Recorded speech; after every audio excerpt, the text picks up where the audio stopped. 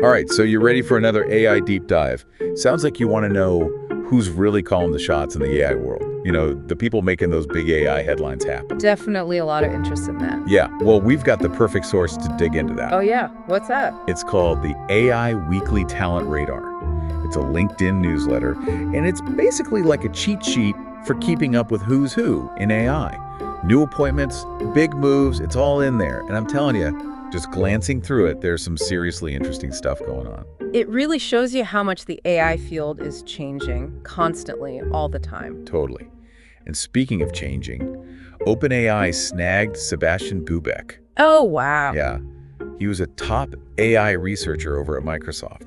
Talk about a power move. That's huge. I mean, Bubeck, he wasn't just any researcher. Oh, I know, right. He was leading all that generative AI stuff. I mean, he's at the forefront of, like, the most advanced AI systems, period. Absolutely. So what do you think this means for OpenAI, getting someone like that? Where are they putting their energy, their resources? Well, it definitely shows they're really serious about being number one in AGI, artificial general intelligence. AGI, okay.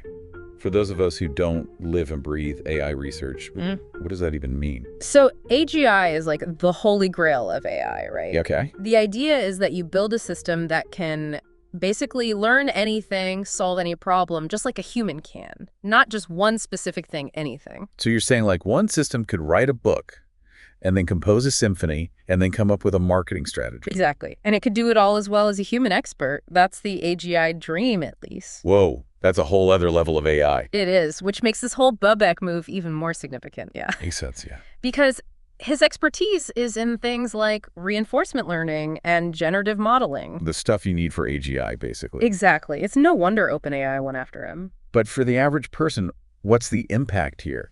AGI sounds super futuristic, but like, will it actually change our lives? Oh, definitely it could. Think about healthcare. Oh, yeah, for sure. AI diagnosing diseases way better than we can now, discovering life-saving drugs, even like composing music that really gets to you emotionally. AGI could change almost everything, potentially. It's mind-blowing when you think about it like that. That is. Yeah. And it's not just research OpenAI is going after either. They filled 3 other really big leadership positions too, right? Right. Like they're assembling some kind of AI dream team. It seems that way. And it's interesting to see the different kinds of expertise they're bringing in. Okay, like what? So, for starters, they've got Scott Schools as their chief compliance officer. Oh, wow. So they're really serious about the legal side of things then. Definitely. Schools has a background at the U.S. Department of Justice. Oh, wow. And at Uber, too. So he knows his stuff. So it's not just about building cool AI anymore. It's about making sure it actually plays by the rules. Absolutely. And then there's Dr. Ronnie Chatterjee. Ronnie Chatterjee. Yes. He's OpenAI's first chief economist ever. An economist. That's interesting. Wouldn't have thought that'd be top of mind for an AI company. Right. It's not the obvious choice, but it makes sense when you think about it. How so? Well, Chatterjee's worked in academia, in government, even at the White House. Yeah, okay. He really focuses on the economic impacts of AI. How's it going to affect jobs, productivity? What's it going to do to the global markets? Those are big questions. Yeah, definitely not just about the tech itself. AI is going to have ripple effects throughout the whole economy. Exactly. And OpenAI needs someone like Chatterjee to help them navigate all that. Okay, that makes sense. So we've got the legal and ethical angle with schools, the economic angle with Chatterjee. What's the third big role they filled? They've got Susan Davenport coming in as the Chief Data and AI Officer for the Department of the Air Force. Now, that one really caught my eye. An AI expert for the Air Force. So is this like drones and all that futuristic weaponry stuff? Well, that's part of it for sure, but it goes deeper. Davenport's got to make sure the Air Force is really using AI to its full potential, but doing it ethically and, keeping national security in mind. That's a lot of responsibility. It is, yeah. High stakes for sure. Shows you how important AI is becoming, even in places you wouldn't expect, like national defense. Absolutely. But it's not just OpenAI making these big moves in the AI world, is it? No way. Everyone's trying to scoop up the best AI talent right now. It's like a race, huh? It is. That's what's so cool about this AI Weekly Talent Radar newsletter. It's like you get a glimpse into the future of AI just by seeing who's going where. It's true. So what else is catching your attention? What other moves are happening that we should know about? Well, KAI Kasisto, for one. They're all about conversational AI and finance. Conversational AI. Interesting. Yeah, and they just got Lance Burks as their new CEO. What do you think that means? I think they're ready to make some big moves in that space. Birx has the experience to lead them. Conversational AI in finance. Could be amazing. Could be a total disaster depending on how they do it. You're telling me. What do you think? What are the possibilities there? Oh, there's tons of potential. Think about AI-powered customer service, for one. Yeah. Or fraud detection that's way better than what we have now. Okay, yeah. Even personalized financial advice tailored to you. Interesting. Birx could really take Kaya Ecosisto in that direction. Okay, so it seems like no industry is safe from AI. It's everywhere. What about healthcare? Oh, healthcare is huge for AI right now. Tons of activity there. Inizio Medical, for instance. Inizio Medical, okay. They do data-driven healthcare solutions, and they just brought on Patrick Giordani I bet it's at It's Senior VP and AI Solutions Architect. Wow, now there's a title. What exactly does an AI Solutions Architect even do in healthcare? Well, it sounds like he's going to be the bridge between the cutting-edge AI tech and, the actual on-the-ground stuff in healthcare. Okay, so he's making sure the AI actually works in the real world with real patients. Exactly. And he'll be looking at how AI can be used to improve everything. Diagnosis, treatment, patient care, drug development. Oh, that's really fascinating. This is definitely one to watch then, huh? Absolutely. Giordani could lead to some major breakthroughs. Okay, so we've got AI in finance, AI in healthcare. What's next? Well, marketing and advertising are embracing AI in a big way, too. CMI Media Group just appointed Dr. Asiya Abada. Now do what? She's their EVP of Customer Insights and Analytics. AI and marketing. This is starting to feel like those ads that know what you're thinking before you even do. That's kind of the goal. But seriously, Abada is going to be using AI to understand customer behavior, Yeah. Predict trends, personalize marketing campaigns in ways that were never possible before. So marketing's either going to get super effective, super creepy, or both. Probably a bit of both. It just shows you how AI is really touching everything these days. Yeah, it really does. And it's not just about making money and being more efficient either. Yeah. There's a whole movement around using AI to benefit society. Absolutely. We're seeing a lot of appointments that focus on the bigger picture. Okay, now we're talking.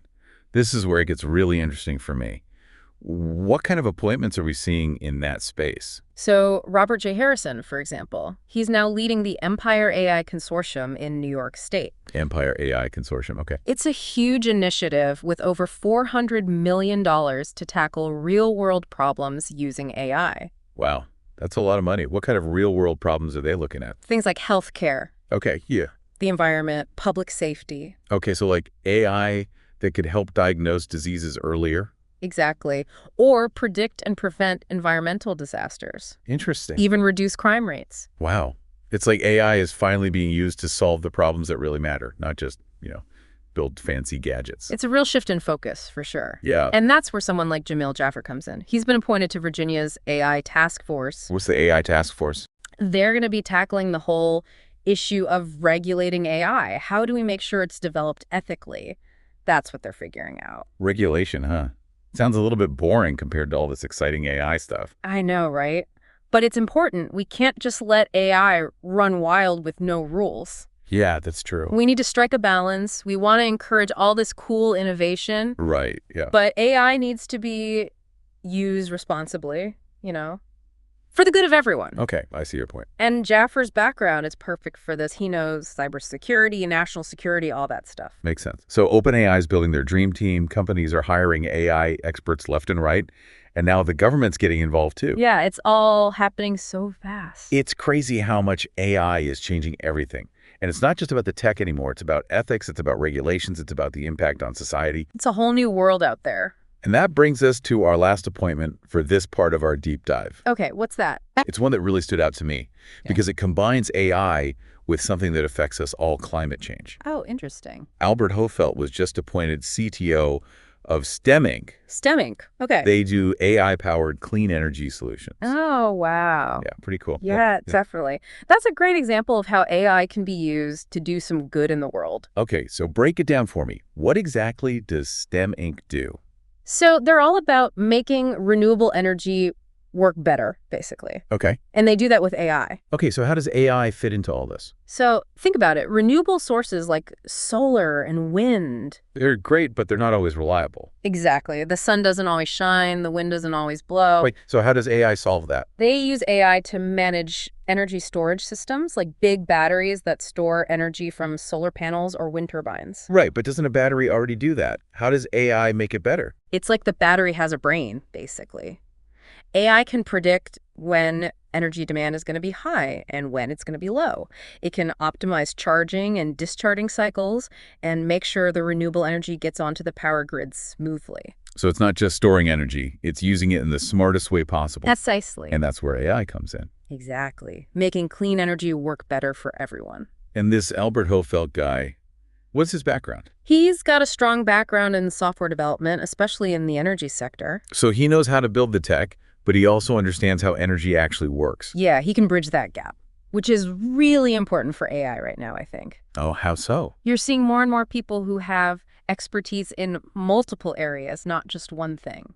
Interesting. Like all these appointments we've talked about, it's not just computer scientists anymore. Exactly. You need people who understand the tech, but also the ethics, the economics, the real-world applications. It's like a whole new breed of AI expert is emerging. It really is, and that's just the beginning. So we've covered OpenAI, all these different industries using AI, and even the government's getting involved. Oh, we're not even done yet. AI is everywhere, it's changing everything, and it's only getting started.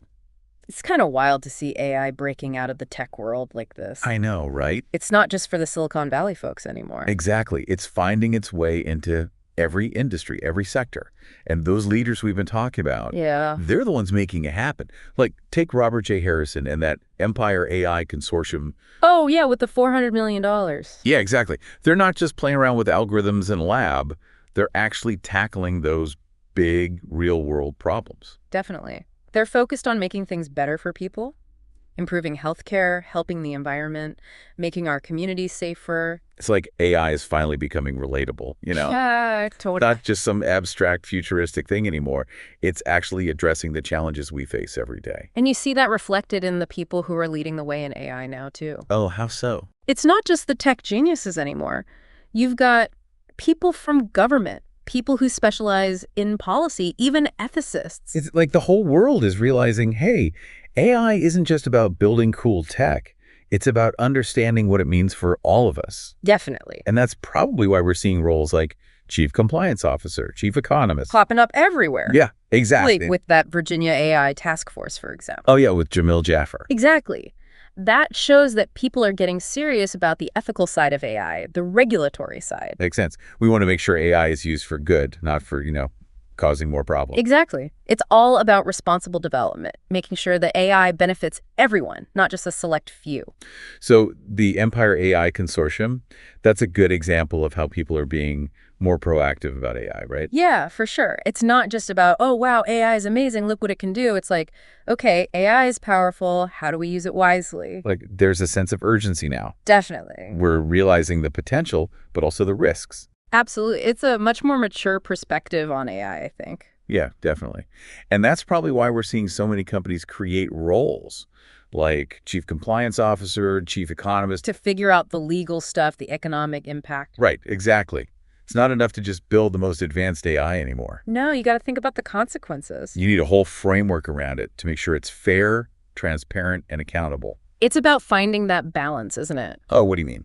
Between innovating and being responsible. And that requires all these different perspectives, all these different types of expertise, which is what we're seeing in these new leadership roles. It's like each appointment is telling a story. It is. A story about how AI is changing the world and how different industries are adapting to it. Yeah, and how they're going to use it.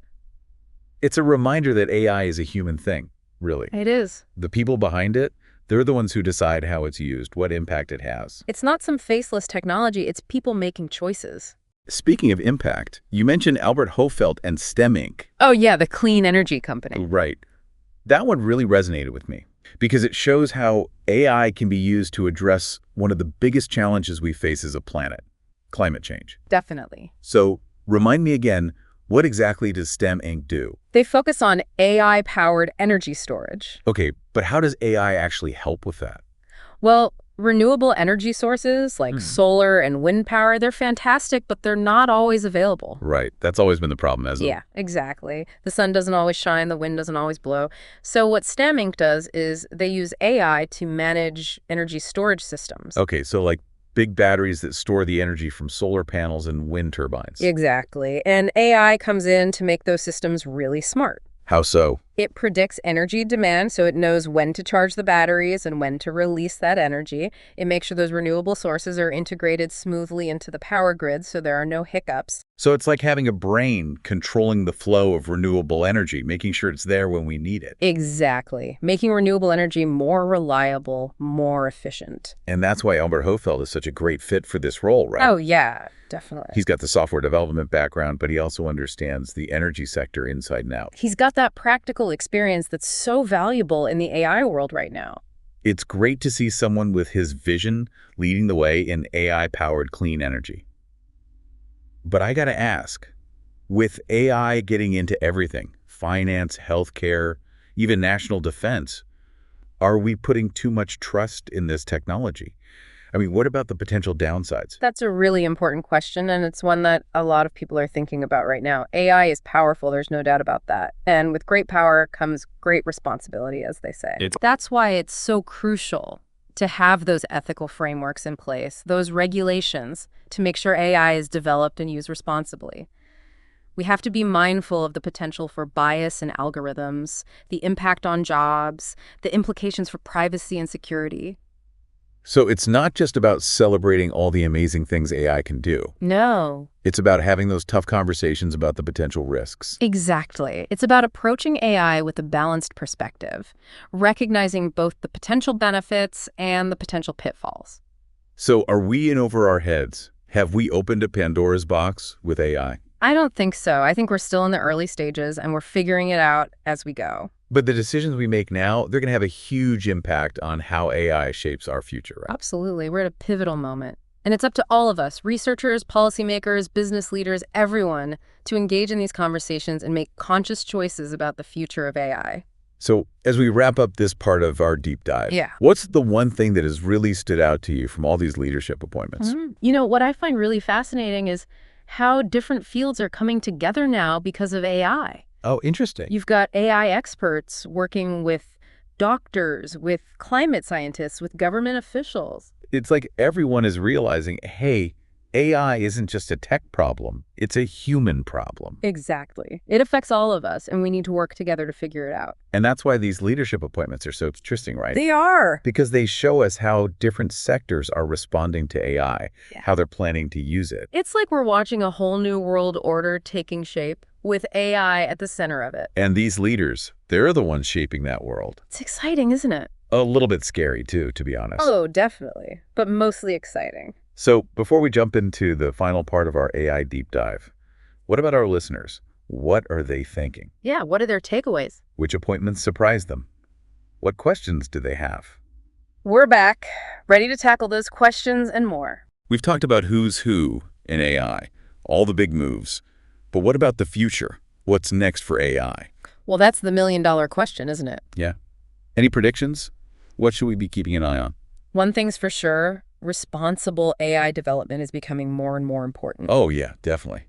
We've seen that with all those appointments, like the compliance officers, the ethics task forces. Oh, exactly. It's not just about building the most powerful AI anymore. It's about making sure it's used ethically, transparently. For the good of everybody, basically. Yeah, exactly. It's a societal issue now, not just a technological one. It's like the future of AI, it's not something that's just going to happen to us. No. We're the ones shaping it with the choices we make, the conversations we have. That's what makes it so fascinating, don't you think? Yeah. It's not just about the tech. It's about what we do with it, our values. It's about us, basically. Okay, so what about AGI? Artificial General Intelligence. Ah, yes, AGI. That's a big one. It's exciting, but also kind of scary, right? It's definitely both. I mean, the idea of creating something that can think like a human, learn like a human. Yeah, and do it better than us, probably. Well, that's the question, isn't it? It kind of makes you wonder, what does it even mean to be human if we create machines that can do everything we can do. Yeah, those are deep questions. And I don't think anybody has the answers yet. But we should be thinking about them. Absolutely. Now's the time to have those conversations while AGI is still mostly theoretical. Before it's too late, you mean? Yeah, basically. It's like AGI is forcing us to look in the mirror at ourselves. What are our strengths? What are our weaknesses? I like that. It shows us who we are, what we're capable of, and maybe what we should be careful of. So AI isn't just a tool, it's a reflection of us. Our hopes, our fears, everything. It really is. It's a human story, even though it's about machines. And it's a story that's still being written. By all of us. Exactly. Researchers, policymakers, business leaders, everyday people, we all have a role to play. So what's the one thing you want our listeners to take away from all of this? That the future of AI is not set in stone. Oak. We're creating it right now with the decisions we make, the conversations we have. It's empowering, in a way. It's not just happening to us. We have a say. Exactly. So stay curious, stay informed, stay engaged. The future of AI, it's full of possibilities. Good and bad. And it's up to us to make sure it's a future that benefits everyone. Well said. It's been great exploring all this with you. Likewise, I've really enjoyed it. And to our listeners, thanks for joining us on this AI deep dive. Keep exploring, keep asking those tough questions. Yeah, don't be afraid to challenge the status quo. The future of AI is in our hands. Let's make it a good one.